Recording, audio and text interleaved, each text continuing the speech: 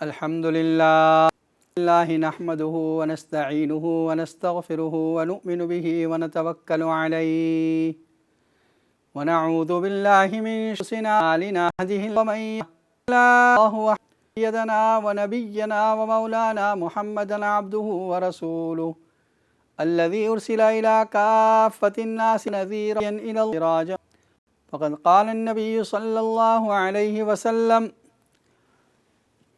قال رجل للنبي صلى الله على رسوله له قال ثلاث مرات قال إن كنت تحبني فأعد للفقر تجفافا فإن الفقر أسرع إلى من يحبني من السير إلى منتهى صدق الله العظيم وصدق رسوله النبي الكريم ونحن على ذلك لمن الشاهدين والشاكرين والحمد لله رب العالمين۔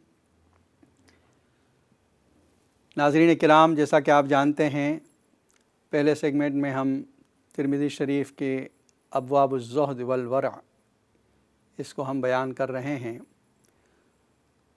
اور آج جو ہم نے حدیث پڑھی ہے اس میں نبی اکرم صلی اللہ علیہ وسلم فقر کی فضیلت کو ذکر فرما رہے ہیں، اور فقر کے ثمرات جو ہیں کہ فقر پر کیا ملے گا اور کیا حاصل ہوگا اس کو ذکر فرمایا۔ امام ترمذی رحمۃ اللہ علیہ یہ روایت عبداللہ ابن مغفل رضی اللہ تعالیٰ عنہ سے لائے ہیں کہ نبی اکرم صلی اللہ علیہ وسلم سے ایک شخص نے کہا، یا رسول اللہ صلی اللہ علیہ وسلم، قسم اللہ کی میں آپ سے محبت کرتا ہوں۔ دیکھیے، صحابہ کرام کو نبی اکرم صلی اللہ علیہ وسلم سے بے انتہا محبت تھی، اور بہت سے صحابہ اس طرح اپنی محبت کا اظہار الفاظ میں کر دیا کرتے تھے۔ تو اس صحابی نے آ کر عرض کیا، یا رسول اللہ صلی اللہ علیہ وسلم، تاکید کے ساتھ قسم کے الفاظ، واللہ، قسم اللہ کی میں آپ سے محبت کرتا ہوں۔ اس موقع پر نبی اکرم صلی اللہ علیہ وسلم نے اس صحابی سے کہا، انظر ما تقول، ذرا سوچ لو، دیکھ لو کیا کہہ رہے ہیں آپ، یعنی مجھ سے جو محبت کا دعویٰ کر رہے ہیں ذرا اس کو آپ سوچ لیں۔ انہوں نے 3 مرتبہ یہی جملہ ارشاد فرمایا، واللہ انی لا احبک، واللہ انی لا احبک، واللہ انی لا احبک، اللہ کی قسم میں آپ سے بہت محبت کرتا ہوں، اللہ کی قسم میں آپ سے محبت کرتا ہوں، اللہ کی قسم میں آپ سے محبت کرتا ہوں۔ نبی اکرم صلی اللہ علیہ وسلم نے کیا فرمایا؟ ان کنت تحبنی، اگر تم مجھ سے محبت کرتے ہو جیسا کہ تم نے کہا ہے، تو پھر ناداری کے لیے تیار ہو جاؤ، یعنی فقر کے لیے تیار ہو جاؤ، کیونکہ فقر اس شخص کی طرف جو مجھ سے محبت کرتا ہے ایسی تیزی سے آتا ہے جیسے نالا اپنی تیزی سے جاتا ہے اور اپنی انتہا کو پہنچتا ہے۔ جب پانی بہتا ہے، سیلاب کا پانی، فلڈ کا پانی، نالے کا پانی، تو وہ انتہائی اسپیڈ کے ساتھ، رفتار کے ساتھ نیچے کی طرف جاتا ہے۔ فرمایا نبی اکرم صلی اللہ علیہ وسلم نے کہ اگر تم یہ کلیم کر رہے ہو، یہ دعویٰ کر رہے ہو کہ تمہارے دل میں میری محبت ہے، تو پھر اس بات کے لیے تیار ہو جاؤ کہ تم پر فقر آئے گا۔ دیکھیے، فقر جس کے معنی ہوتے ہیں تنگی، مال کے اعتبار سے ڈیفیکلٹ حالات، فائنینشلی پرابلمز، مالی اعتبار سے عسرت، یہ 2 قسم کی ہے، ایک ہے اختیاری اور ایک ہے اضطراری۔ اختیاری کا مطلب یہ ہے کہ آدمی اپنی خوشی سے اس حالت کو پسند کر لے کہ ٹھیک ہے، میں اپنے آپ کو فقر کے لیے پیش کرتا ہوں اور میں فقر میں زندگی گزارنا، تنگی میں زندگی گزارنے کو پسند کرتا ہوں۔ اور اضطراری فقر یہ ہے کہ محنت تو بہت کی، کوششیں بے انتہا کی،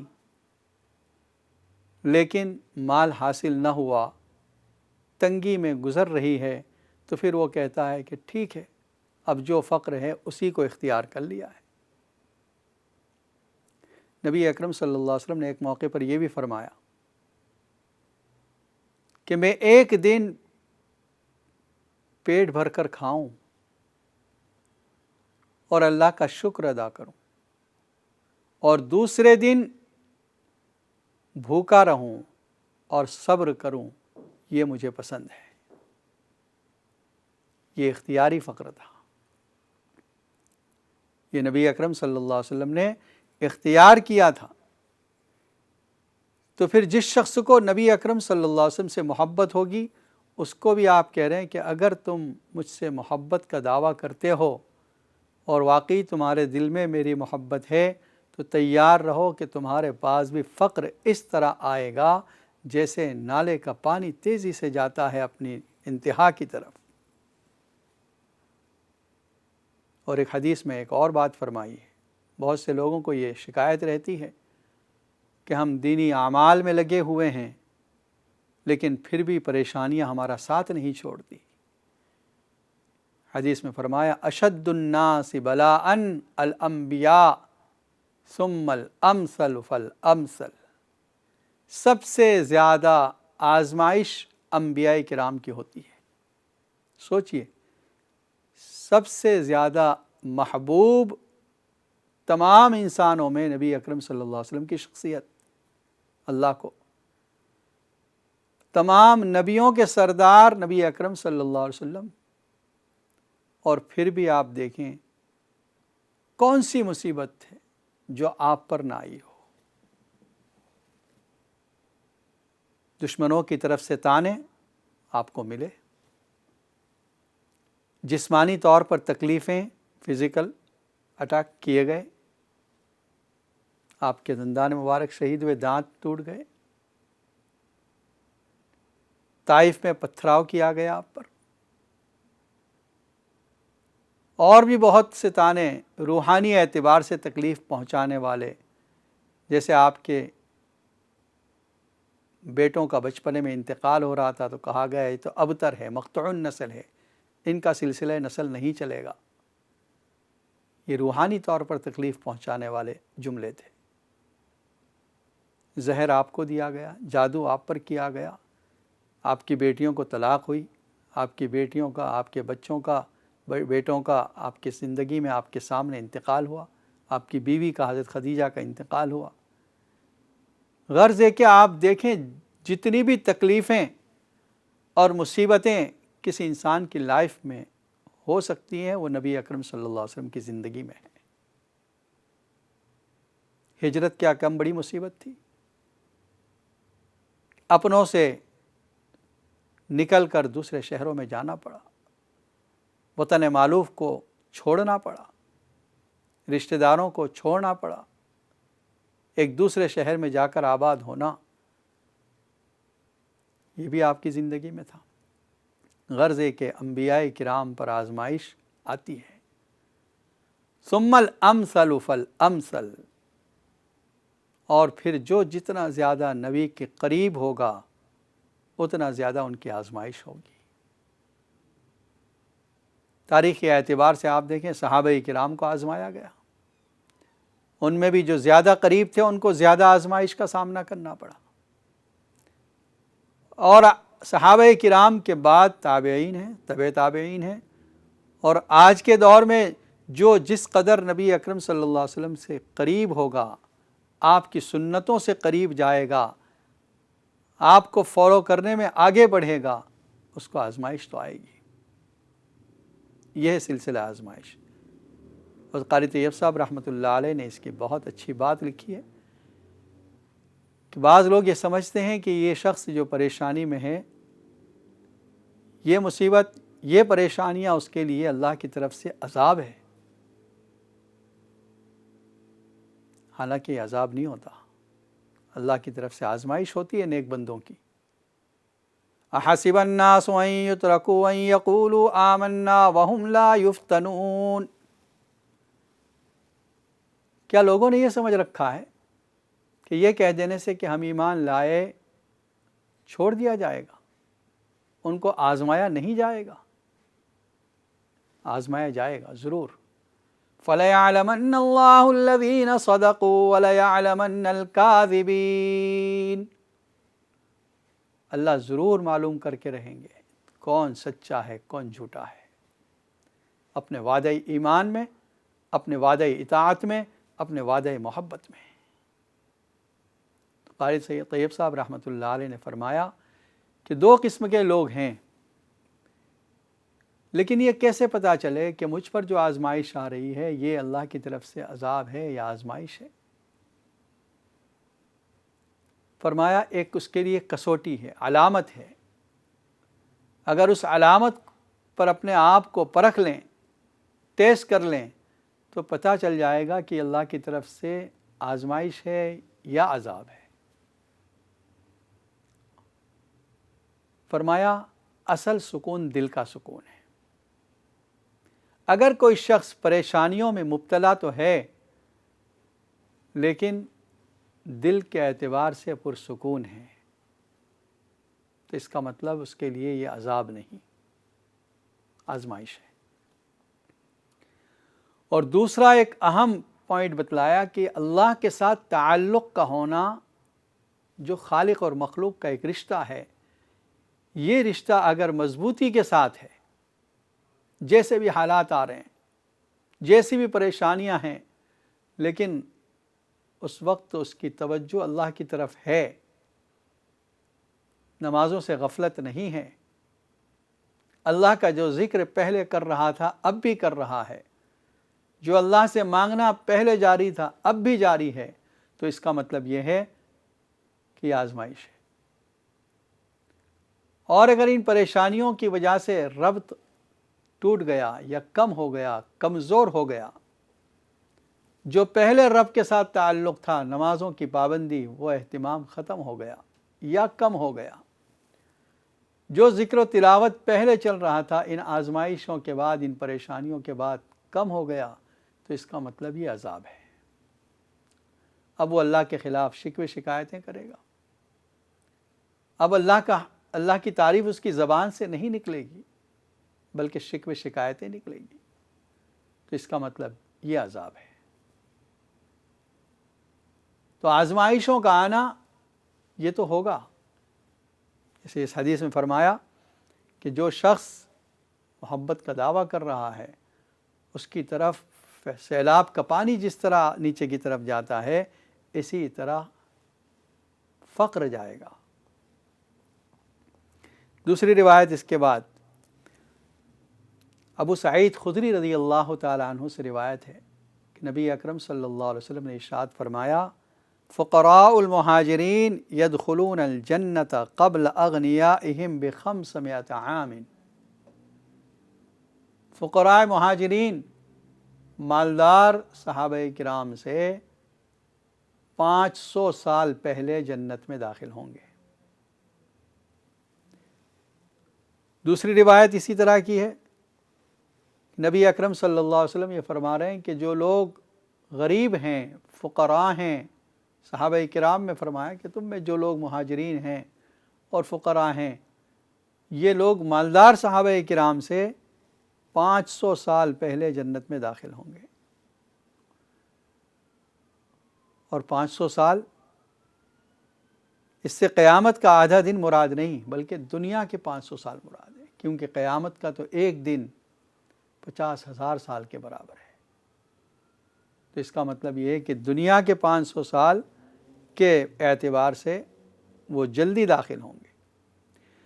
اس کے بعد کی روایت میں نبی اکرم صلی اللہ علیہ وسلم خود دعا فرماتے ہیں، اللہم احینی مسکینا، اے اللہ مجھے مسکینی کی حالت میں زندہ رکھ، وَأَمِتْنِي مسکینا، اور مسکینی کی حالت میں موت عطا فرما، وَاحْشُرْنِي فِي زُمْرَةِ الْمَسَاكِينَ، اور میرا مسکینوں کے زمرے میں حشر فرما۔ اس سے پہلے روایت گزر چکی جس میں ابھی بتلایا کہ ایک دن کھاؤں شکر کروں، دوسرے دن بھوکا رہوں صبر کروں، یہ مجھے پسند ہے، کیونکہ آپ یہ چاہتے تھے کہ فقر و مسکنت کے ساتھ زندگی گزرے۔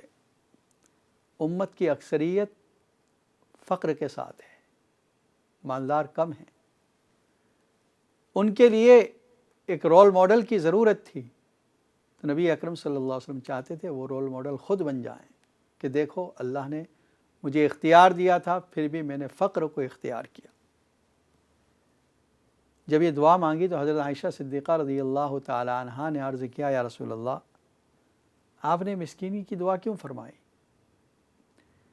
تو نبی اکرم صلی اللہ علیہ وسلم نے فرمایا، عائشہ، مساکین مالداروں سے 40 سال پہلے جنت میں جائیں گے۔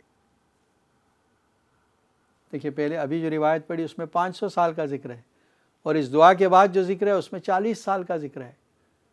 تو اس میں ذکر ہے، جو فرق ہے، یہ فرق ناداروں کے حالات اور درجات کے اعتبار سے ہے۔ کچھ متقی اور پرہیزگار نادار ہوں گے، اور کچھ متقی اور پرہیزگار مالدار ہوں گے۔ ایک حدیث میں یہ بھی ارشاد فرمایا، اے عائشہ، مسکین کو خالی ہاتھ مت لوٹاؤ، چاہے کھجور کا ٹکڑا ہی دے دو۔ اے عائشہ، غریبوں سے محبت کرو اور ان کو اپنے نزدیک کرو، اللہ قیامت کے دن آپ کو اپنے نزدیک کریں گے۔ یعنی ان غریبوں سے، فقیروں سے محبت کرو، ان سے نفرت مت کرو۔ اللہ کی طرف سے ان پر جو تنگی ہے، جو حالات کا شکار ہوئے ہیں، اس کی وجہ سے ان کو ضرورت ہے کہ ان کے ساتھ محبت کی جائے۔ ایک اور حدیث میں نبی اکرم صلی اللہ علیہ وسلم نے فرمایا، فقراء المہاجرین، یہ جو فقراء مہاجرین ہیں، يدخل الفقراء الجنہ قبل الاغنیاء ب500 عام نصف یوم، 500 سال پہلے آدھا دن۔ 500 سال 1000 سال کے آدھا دن ہوتا ہے۔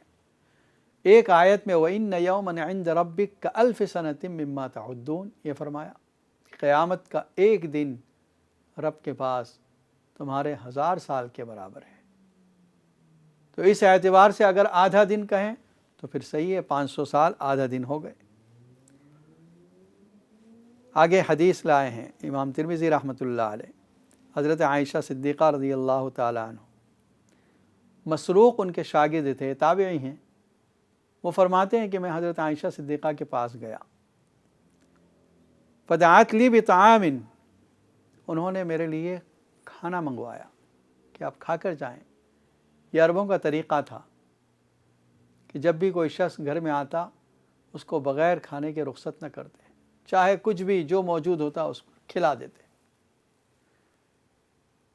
وقالت ما اشبع من طعام فاشاء ان ابکی الا بکیت، جب کھانا آیا تو حضرت عائشہ رضی اللہ تعالیٰ عنہ فرماتی ہیں کہ جب بھی میں کوئی پیٹ بھر کر کھانا کھاتی ہوں پھر میں رونا چاہتی ہوں تو رو پڑتی ہوں۔ مسروق نے پوچھا کیوں؟ پیٹ بھر کر کھانے کے بعد رونے کی وجہ؟ فرمایا مجھے وہ حالت یاد آتی ہے جس پر نبی اکرم صلی اللہ علیہ وسلم ہم سے جدا ہوئے، یعنی آپ کی وفات تک جو ناداری اور تنگی کا دور ہم نے دیکھا، اس کو جب یاد کرتی ہوں تو مجھے رونا آ جاتا ہے کہ کبھی آپ نے ایک دن میں 2 مرتبہ روٹی اور گوشت سے پیٹ نہیں بھرا، یعنی کبھی روٹی اور گوشت میسر ہو گیا تو دن میں ایک ہی مرتبہ، کبھی ایسا دن نہیں گزرا کہ جب آپ نے دونوں وقت روٹی اور گوشت کھایا۔ دوسری حدیث میں فرمایا نبی اکرم صلی اللہ علیہ وسلم کبھی 2 دن ایسے نہیں گزرے کہ جو کی روٹی سے آپ نے پیٹ بھرا ہو۔